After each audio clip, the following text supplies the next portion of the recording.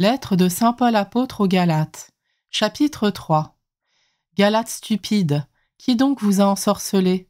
À vos yeux pourtant, Jésus-Christ a été présenté crucifié. Je n'ai qu'une question à vous poser. L'Esprit Saint, l'avez-vous reçu pour avoir pratiqué la loi ou pour avoir écouté le message de la foi? Comment pouvez-vous être aussi fou? Après avoir commencé par l'Esprit, allez-vous maintenant finir par la chair? Auriez-vous vécu de si grandes choses en vain? Si encore ce n'était qu'en vain.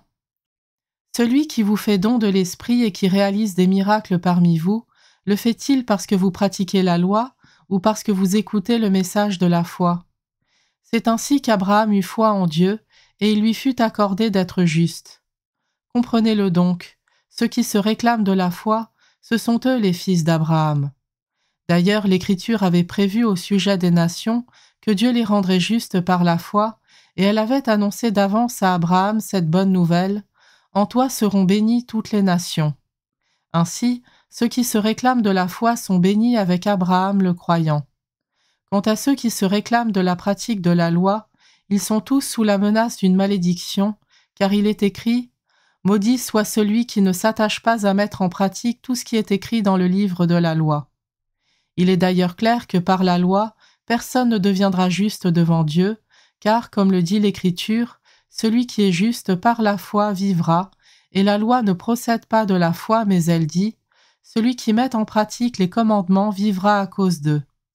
Quant à cette malédiction de la loi, le Christ nous en a racheté en devenant pour nous objet de malédiction, car il est écrit « Il est maudit celui qui est pendu au bois du supplice ».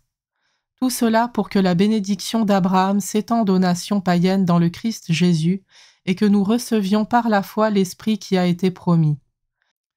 Frères, j'emploie ici un langage humain. Quand un homme a fait un testament en bonne et due forme, personne ne peut l'annuler ou lui ajouter des clauses. Or, les promesses ont été faites à Abraham ainsi qu'à sa descendance. L'Écriture ne dit pas « et à tes descendants » comme si c'était pour plusieurs, mais « et à ta descendance » comme pour un seul qui est le Christ. Alors je dis ceci, le testament fait par Dieu en bonne et due forme n'est pas révoqué par la loi intervenue 430 ans après, ce qui abolirait la promesse. Car si l'héritage s'obtient par la loi, ce n'est plus par une promesse. Or, c'est par une promesse que Dieu accorda sa faveur à Abraham. Alors pourquoi la loi? Elle a été ajoutée pour que les transgressions soient rendues manifestes jusqu'à la venue de la descendance à qui ont été faites les promesses, et elle a été établie par des anges par l'entremise d'un médiateur. Ce médiateur en représente plus d'un, mais Dieu, lui, est un. La loi est-elle donc contre les promesses de Dieu? Absolument pas. S'il nous avait été donné une loi capable de nous faire vivre, alors vraiment la loi rendrait juste. Mais l'Écriture a tout enfermé sous la domination du péché, afin que ce soit par la foi en Jésus-Christ que la promesse s'accomplisse pour les croyants. Avant que vienne la foi en Jésus-Christ, nous étions des prisonniers, enfermés sous la domination de la loi, jusqu'au temps où cette foi devait être révélée.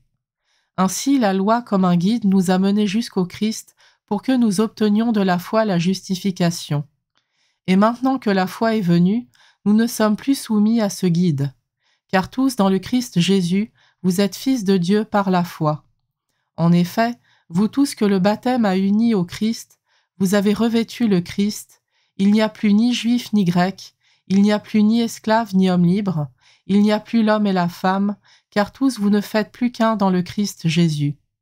Et si vous appartenez au Christ, vous êtes de la descendance d'Abraham, vous êtes héritiers selon la promesse.